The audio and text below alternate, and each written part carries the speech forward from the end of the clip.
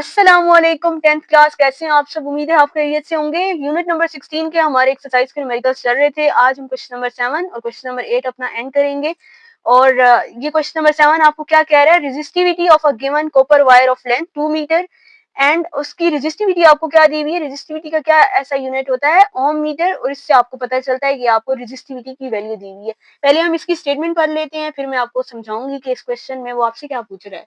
Next वो first A part में कह रहा है, if the wire is stretch to double of its length, कह रहे हैं कि अगर इसकी हम लेंथ डबल कर दें, रेजिस्टिविटी क्या बनेगी। अगर हम लेंथ को स्ट्रेच कर दें, यानी डबल भी कर दें, इसको स्ट्रेचिंग करके ना थोड़ा सा वायर को, तो अगर हम लेंथ इसकी डबल कर दें तो क्या रेजिस्टिविटी बनेगी। पहला पार्ट वो ए ये पूछ रहा है। दूसरे पार्ट में वो ये कह रहा है कि अगर इसका टेम्परेचर इंक्रीज कर दिया जाए, यानी चेंज इन टेम्परेचर आपको क्या दिया हुआ है 20 केल्विन। अगर आप इतना टेम्परेचर बढ़ाएंगे, और ये जो इनिशियल रेजिस्टिविटी है इसको हम नाम दे देते हैं कि हमारे पास इनिशियल रेजिस्टिविटी है, क्योंकि उसने हमें फिर एंड पे कहा है कि आप एक और न्यू रेजिस्टिविटी फाइंड करें बाय इंक्रीज टेम्परेचर। आप इंक्रीज करें टेम्परेचर को, और उसने ना आपको एक temperature coefficient of resistivity alpha की वैल्यू, कांस्टेंट की वैल्यू दे दी है। अभी हम आगे फॉर्मूला लिखेंगे, फिर आपको ये क्लियर हो जाएगा कि ये वाला कहाँ लगना है। ऐसी हमने एग्जांपल भी की है जहाँ पे आपको रो नॉट और ये अल्फा भी दिया हुआ होता है, और रेजिस्टिविटी हमने फाइंड आउट करनी थी। ये ऐसी एग्जांपल भी है इसकी लास्ट। और यहाँ पे देखें, अब इसने आपको टेम्परेचर कोफिशिएंट भी दे दी है, और ये चेंज इन टेम्परेचर भी दे दिया है। फिर इसके लिए हमने एक और न्यू रेजिस्टिविटी फाइंड करनी है, उसके लिए हम नेक्स्ट आगे फॉर्मूला लगाएंगे। दो पार्ट तो हमने डिस्कस कर लिए हैं, सिर्फ क्वेश्चन मैंने आपको अभी तक बताया है। आगे हम पार्ट ए को एक्सप्लेन करते हैं विद आंसर। पार्ट ए आपको ये कह रहा है कि अगर आपकी लेंथ इंक्रीज कर दी जाए, डबल कर दी जाए, तो आपकी रेजिस्टिविटी क्या बनेगी। तो उसने आपको लेंथ, वैसे ओरिजिनल लेंथ आप सपोज कर लें कि आपके पास कोई एल है, जब हम उसको डबल करेंगे तो वो 2 मीटर है। ठीक है, उसने क्वेश्चन में आपको कहा है कि अगर हम लेंथ उसकी डबल कर दें तो रेजिस्टिविटी क्या बनेगी। तो अब हम रेजिस्टिविटी को टॉपिक को देख लेते हैं। रेजिस्टिविटी एक ऐसी मटेरियल प्रॉपर्टी है जो सिर्फ डिपेंड कर रही है किस पे, टेम्परेचर पे। टेम्परेचर का मैंने टी लिख लिया। एंड द मटेरियल इटसेल्फ, जो उसका अपना मटेरियल है ना, सिर्फ उस पर डिपेंड करती है, नंबर एक। नंबर टू, टेम्परेचर पे डिपेंड करती है, सिर्फ दो चीजों पर डिपेंड करती है। उसके अलावा लेंथ आ जाए या कुछ और आ जाए, आपने कहना है कि उस पर ये क्या है, इंडिपेंडेंट है। ये क्लियर हो गया। अब आपने पॉइंट लिखना है कि ये वायर की डायमेंशंस, इसकी लेंथ, इसकी क्रॉस सेक्शनल एरिया पे डिपेंड नहीं करती रेजिस्टिविटी। और अगर ओरिजिनल लेंथ एल है, और अगर हम ये 2 मीटर कंसीडर कर भी लेते हैं, तो आपका वॉल्यूम क्या रहने वाला है, कांस्टेंट रहने वाला है। अगर हम उसको डबल कर भी लें, वो हमारे पास लेंथ आ भी रही है डबल ऑफ इट्स लेंथ, लेकिन फिर भी हमारा वॉल्यूम क्या रहने वाला है, कांस्टेंट। तो फिर आप कह सकते हो कि रेजिस्टिविटी क्या है, इंडिपेंडेंट है वायर की डायमेंशन पर। अगर हम वायर को स्ट्रेच भी करें तो रेजिस्टिविटी में कोई चेंज नहीं आने वाला। नंबर एक, रेजिस्टिविटी। फिर अब यहाँ पे हम इसको इनिशियल रेजिस्टिविटी का नाम दे देते हैं, या न्यू रेजिस्टिविटी, ओरिजिनल रेजिस्टिविटी, जो भी आप कह दें, इसको ओरिजिनल रेजिस्टिविटी कह दें, क्योंकि आगे हम न्यू रेजिस्टिविटी अलग निकालेंगे इसके बी पार्ट में। तो फिर हम वहां पे इसको न्यू रेजिस्टिविटी का नाम देंगे, यहाँ पे इसको ओरिजिनल रेजिस्टिविटी का नाम देते हैं।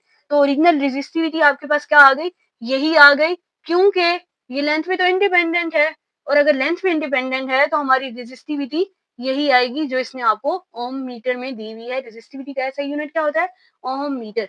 तो यही आपकी पार्ट ए का आंसर है, और ये इसकी एक्सप्लेनेशन थी। आई होप आपको क्लियर हो गया हो। नेक्स्ट वो आपको बी पार्ट में ये कह रहा है कि अगर आपका टेम्परेचर इंक्रीज कर दिया जाए, टेम्परेचर वो कितना कह रहा है आपको कि change in temperature delta T 20 kelvin, अगर 20 केल्विन टेम्परेचर इंक्रीज किया जाए, तो वो कह रहा है कि फिर आपकी न्यू रेजिस्टिविटी क्या बनेगी। और वो कह रहे हैं take alpha is equal to this. ये वैल्यू उसने आपको दे दी हुई है, कांस्टेंट है, ये टेम्परेचर कोफिशिएंट ऑफ रेजिस्टिविटी है, ये कांस्टेंट है आपके पास। ये आपको अच्छी तरह पता है, रेजिस्टिविटी वाले टॉपिक में है। अल्फा हमारे पास क्या होता है, कांस्टेंट होता है, और ये उसने आपको वैल्यू दे दी हुई है। और इनिशियल रेजिस्टिविटी हम ये वाली कंसीडर करेंगे, ये इसकी ओरिजिनल रेजिस्टिविटी है, और इनिशियल भी आप इसको कह सकते हो। इसको हमने रो नोट का नाम दे दिया है यहाँ पर, क्योंकि आगे वैल्यू हमने ये यूज करनी है। ऊपर तो ये क्या थी, हमने ये सब डिस्कस किया कि क्योंकि रेजिस्टिविटी या इंडिपेंडेंट है लेंथ में, इसलिए आपके पास वापस यही आंसर आ जाता है। सिंपल सी बात की थी, और थोड़ा सा रेजिस्टिविटी को हमने डिस्कस किया। यहाँ पे अब हमने न्यू रेजिस्टिविटी फाइंड आउट करनी है। ये आगे मैं फॉर्मूला लिखती हूँ, फिर आपको ये सारी जो कंफ्यूजन है, अगर किसी को हो रही है, तो ये क्लियर हो जाएगी। वैसे ये हमने एग्जाम्पल भी की हुई है, तो अभी आपको इसका कंसेप्ट मजीद क्लियर हो जाएगा।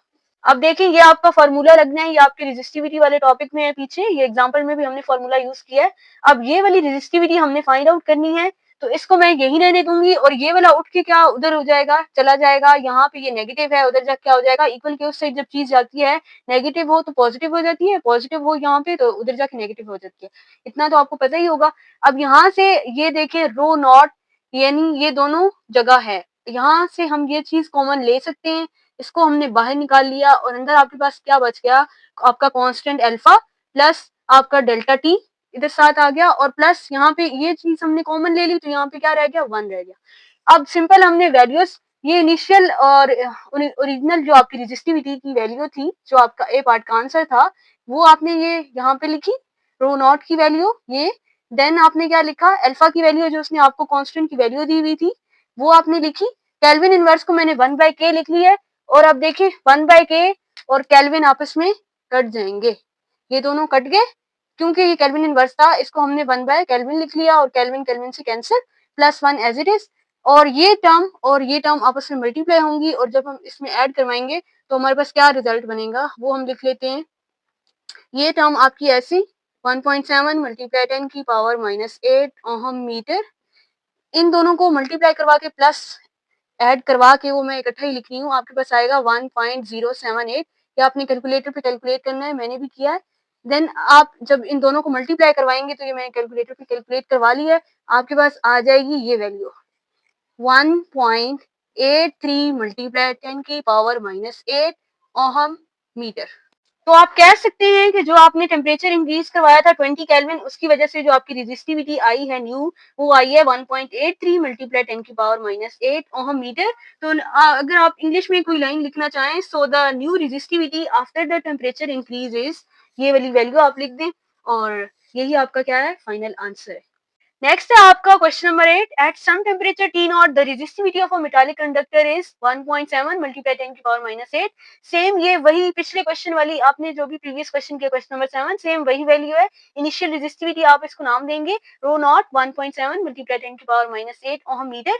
नेक्स्ट वो कह रहा है if the temperature is increase by 50 kelvin, यानी अगर आपका टेम्परेचर इंक्रीज कर दिया जाए 50 केल्विन, पिछला आपका ये बी पार्ट था कि टेम्परेचर आपको गिवन था change in temperature delta T which is, वो टेम्परेचर आपको 20 केल्विन था, यहाँ पे आपको 50 केल्विन दिया हुआ है। और दूसरी चीज आपको वो क्या कह रहा है, find the new resistivity. New resistivity आपने फाइंड आउट करनी है, प्रीवियस क्वेश्चन वाला ही काम है सारा। मैंने आपको फॉर्मूला भी यहाँ पे डायरेक्ट अब लिख दिया है, पीछे तो हमने फाइंड आउट किया था ना, प्रॉपर इसको उधर लेके गए थे, कॉमन लिया था, सेम वही स्टेप्स हैं। अब यहाँ पे मैंने ये लिखा है फॉर्मूला और सारी वैल्यूज आपको दी हुई है, जस्ट आपने पुटिंग करनी है और पुटिंग करके आपके पास सिंपल आंसर आ जाएगा। और उसने आपको लास्ट में आपको टेम्परेचर कोफिशिएंट ऑफ रेजिस्टिविटी दिया हुआ है which is alpha is equals to 0.004। Kelvin inverse नहीं दिया हुआ, आप अपनी बुक पे ये मिस्टेक करेक्ट कर लें, केल्विन इनवर्स मस्ट साथ लगाना है, क्योंकि ये एक तो आपका ये कांस्टेंट है अल्फा, और दूसरा ये जो आपका कांस्टेंट है इसके साथ केल्विन इनवर्स मस्ट होता है क्योंकि वो इसका ऐसा यूनिट है। नेक्स्ट ये आपको क्लियर हो गया सब। अब ये देखिए ये आपका फॉर्मूला है सिंपल, आपको सारी वैल्यूज, ये इनिशियल रेजिस्टिविटी भी आपको पता है, अल्फा भी पता है, आपको डेल्टा टी भी पता है, और ये सारा फॉर्मूले में +1 पहले का ही है। सारी वैल्यूज मैंने डाल ली हैं, अब सिंपल कुछ कटिंग होती है तो वो करते हैं और मल्टीप्लाई करवा के हम अपना आंसर फाइंड आउट करते हैं। ये मैंने आपकी ओरिजिनल रेजिस्टिविटी पुट कर दी, एंड ये आपका क्या है, अल्फा, यानी ये आपका कांस्टेंट जो है केल्विन इनवर्स, इसको हमने लिखा है, ये केल्विन और ये केल्विन, ये टेम्परेचर वाला केल्विन है, ये केल्विन इनवर्स को हमने 1/k लिखा और ये दोनों आपस में हो गए कैंसिल। इन दोनों टर्म्स को आपने करवाना है मल्टीप्लाई, जब आप मल्टीप्लाई करवा लेंगे तो आपके पास आएगा 1/5। 1/5 +1 आप जब करवाएंगे तो अब हम इसको लिख लेते हैं ऐसे, जब इन दोनों को आप मल्टीप्लाई करवा के +1 करवाएंगे तो 1/5 +1, जब इसको आप पॉइंट में लेकर आएंगे तो 1.2 आ जाएगा आपके पास। अब इन दोनों टर्म्स को अगर आप मल्टीप्लाई करवाएं तो मेरे पास आ जाता है, ये आपके पास आ गई new resistivity which is 2.04 multiply 10⁻⁸ ohm metre. ये आपकी क्या आ गई, न्यू रेजिस्टिविटी आ गई है, न्यू रेजिस्टिविटी जो आपने फाइंड आउट करनी थी। सिंपल इस क्वेश्चन में सारी वैल्यूज आपको गिवन है और उसने आपको सिर्फ कहा हुआ है कि आप अपनी न्यू रेजिस्टिविटी कैलकुलेट करें, और वो आ गई 2.04 मल्टीप्लाई 10⁻⁸ ओहम मीटर। चलें जी, हमने क्वेश्चन नंबर 7 और क्वेश्चन नंबर 8 दोनों ही डिस्कस कर लिए हैं। आई होप आपको क्लियर हो गए हों। 7 और 8 मिलते-जुलते हैं, सिर्फ़ डिफरेंस ये है कि 7 का ए पार्ट भी था और उसमें आपको रेसिस्टिविटी का थोड़ा एक्सप्लेन करना था कि किन चीज़ों पे वो डिपेंडेंट है और किन पे इंडिपेंडेंट है। और जो उसका बी पार्ट था, उसमें भी यही चीज़ें गिवन थी और आपने सिंपल इसी फ़ॉर्मूला में पुटिंग की और क्वेश्चन नंबर 8 भी आपका यही सिंपल सा सारी वैल्यूज़ दी हैं, बस वैल्यूज़ चेंज हैं, फ़ॉर्मूला वही लगना है। आपने देखना है क्वेश्चन में आपको क्या वैल्यूज़ दी हुई हैं, क्या आपने फ़ॉर्मूला डालना है और कैसे आपने पुटिंग करके और कुछ कॉमन-शॉमन आता है या कुछ कटिंग होती है और साथ यहीं पे आपका साथ ऐसा यूनिट भी आ जाता है। जब उधर से केल्विन करते हैं, ओम मीटर आपका रेजिस्टिविटी का क्या है, ऐसा यूनिट है वो आपके साथ आ जाता है। आपको अलग से ऐसा यूनिट लगाने की कोई ज़रूरत नहीं है। क्वेश्चन में सब चीज़ें ओम मीटर, केल्विन इनवर्स, केल्विन सब कुछ लगा होता है और आपने बस ध्यान से क्वेश्चन को सॉल्व करना होता है। यहीं पे होता है हमारे चैप्टर नंबर 16 का एंड। अब हम एक इम्पोर्टेंट चैप्टर नंबर 17 स्टार्ट करेंगे जहाँ से आपका लॉन्ग आएगा और एक लॉन्ग जो जहाँ से आना है वो चैप्टर नंबर 11 है, वो मैं ऑलरेडी अपलोड कर चुकी हूँ